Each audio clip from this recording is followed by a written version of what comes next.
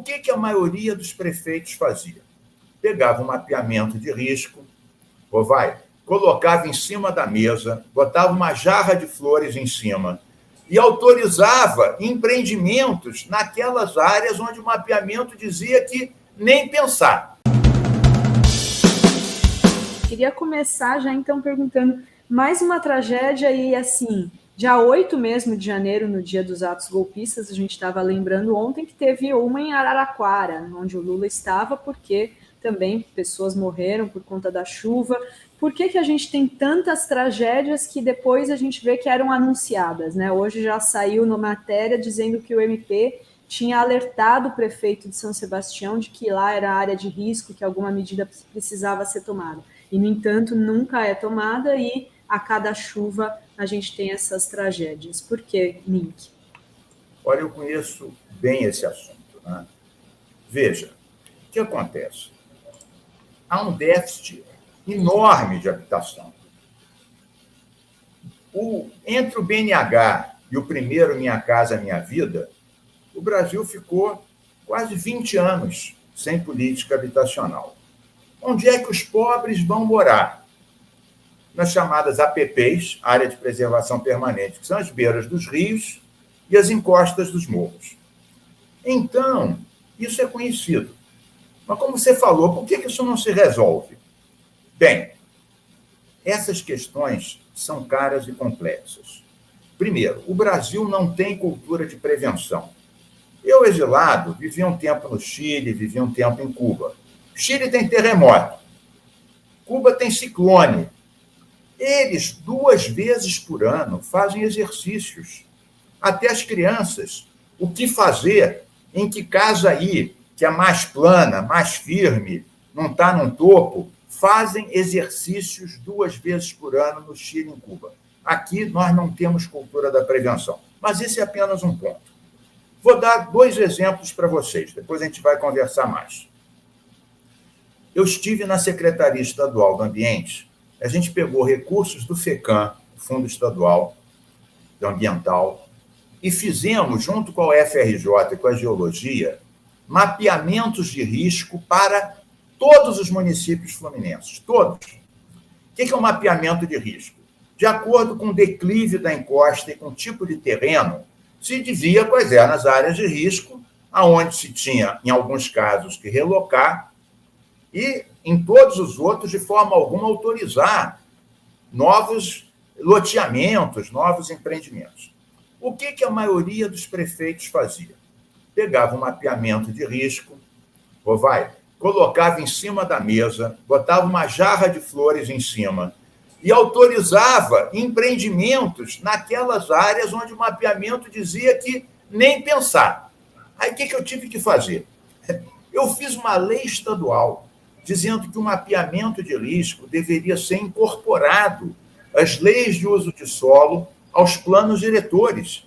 E os prefeitos que não cumprissem podiam ser até considerados inelegíveis. Muito bem.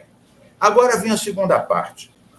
Aonde levar essas pessoas? Em municípios como Petrópolis e Teresópolis, ou esses do litoral paulista, o que acontece é que há pouco espaço entre a encosta e o litoral, no caso de São Paulo, ou entre a encosta e os rios, no caso da região serrana do Rio, para ter habitação popular.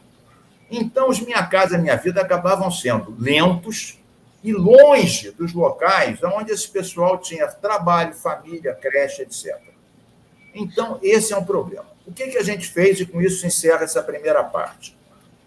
Na Baixada Fluminense, tem muitas inundações, o nome está dizendo baixada, quando chove muito, os pobres constroem ao longo dos rios.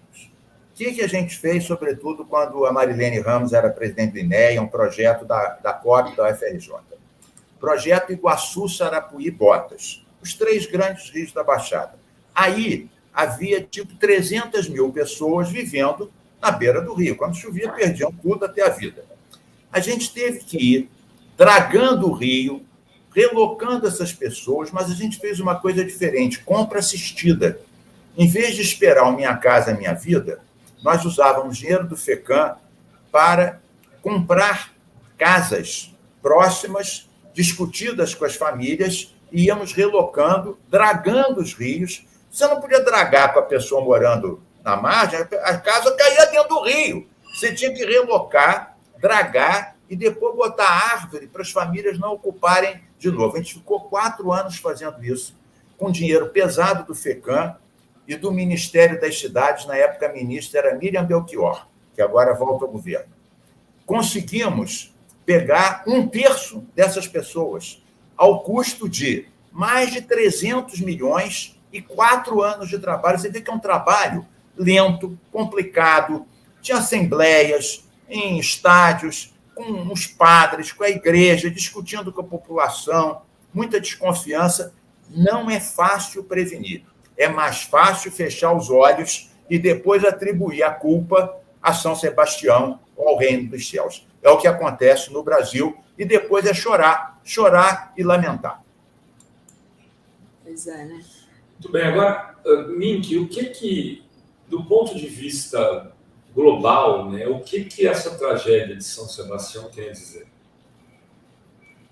Olha, todos os cientistas, Rovai, demonstram que, com as mudanças climáticas, esses eventos extremos vão ficar mais intensos e mais frequentes. Ou seja, vai diminuir o intervalo entre um e outro, sejam eventos de seca ou inundação, frio extremo ou calor extremo. Tem acha que mudança climática é só muito calor. Não é verdade, é muito frio também. Tem gente que acha que mudança climática é só chuva. Pode ser seca. Você vê que hoje, no Rio Grande do Sul, tem 180 municípios em emergência por causa da seca, da estiagem, que afeta o gado, a agricultura, a água. Então, as pessoas falam, mas vem cá, mas afinal é frio ou é calor? São as duas coisas. Isso é a mudança climática. Esses eventos mais fortes e mais intensos e mais frequentes colocam novos desafios. Isso vai ser o novo normal. No Brasil, qual é a região mais vulnerável? É o Nordeste, porque aí se combina a vulnerabilidade hídrica com a vulnerabilidade social. Aliás, quando o Lula, lá atrás, começou a fazer a transposição do Rio São Francisco, vários ecologistas aqui criticaram. Um absurdo, vai matar o velho Chico. Eu dizia, pessoal, vocês estão criticando aqui. A gente está pegando 3% do Rio São Francisco a 200 quilômetros da Foz para levar água para 7 milhões de pessoas. Lá fora é considerado o maior exemplo de adaptação. O que é adaptação no jargão climático? É você, já que você não pode impedir os efeitos dessas mudanças, você se adapta minorando os males. Então, lá fora era saudada como uma grande medida. E aqui uma parte dos ecologistas achava um absurdo. Bom, mas isso no Nordeste. No Rio, em São Paulo, são as baixadas litorâneas ou as encostas dos morros. Então, você tem que ter planejamento urbano, ter habitação popular, mas não habitação popular genérica. O Lula agora deu uma orientação boa. Você tem que ter um percentual das casas do Minha Casa Minha Vida para as pessoas que moram em área de risco. Isso tem que ser prioridade. Não basta ter a questão renda. Tem que ter a questão renda mais vulnerabilidade. Então, cultura de prevenção, exercícios, habitação, relocação, planos diretores, é muita coisa. Não é a nossa cultura, infelizmente. A nossa cultura é improvisar, ser conivente com isso e depois atribuir a culpa aos deuses que mandam chuva em cima da gente. Aí é fácil, né? A culpa da chuva. Eu estava lendo uma estimativa que são 10 milhões, né, de moradias em risco no Brasil. Então, teria que ter uma política para 10 milhões de casas, né, não sei, para impedir que novos desastres, assim, novas tragédias, né, aconteçam. E o que é mais assustador é que é isso, né? Os cientistas estão avisando, olha, vai ser cada vez mais frequente, vai ser daqui a... Então, a gente tem que agir rápido, né? Mas como convencer aí todo mundo de que é urgente pensar nisso, né?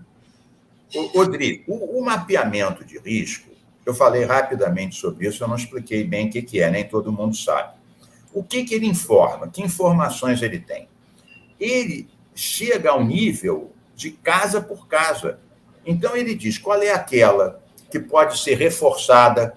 Por exemplo, quando você planta árvores acima, você diminui a força da água, as raízes seguram. Você sabe que o bambu, por exemplo, é uma planta cujas raízes seguram as encostas. Pouca gente sabe disso. Então, a primeira coisa, algumas casas com um amparo aqui embaixo, escorando e plantando em cima, é possível. Algumas são de urgência urgentíssima. Outras podem aguentar mais alguns meses. Então, essas são informações. Cada mapeamento de risco tem o que se chama um plano de contingência. O que é um plano de contingência? Não é só construir casa. Tem outras coisas. Por exemplo, os rios assoreados, eles inundam mais. Então, você tem que desassorear os rios, ou seja, dragar. Aí tem um problema, tem um custo, tem um bota fora desse material. Muito bem. As redes de drenagem e as redes pluviais, geralmente, têm pouca manutenção, elas ficam entupidas.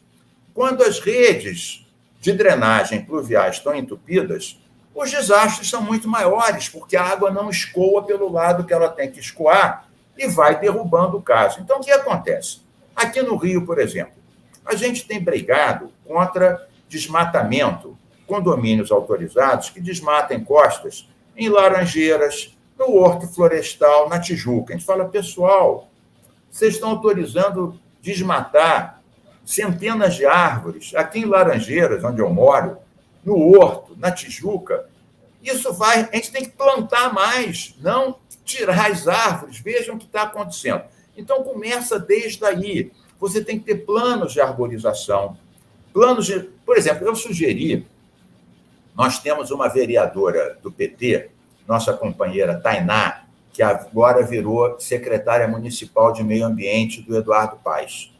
Ela é uma boa militante. Eu convenci a Tainá de retomar um projeto antigo do Sirquis, nosso companheiro que já foi para outra dimensão há 2 anos, que ele criou os mutirões de reflorestamento.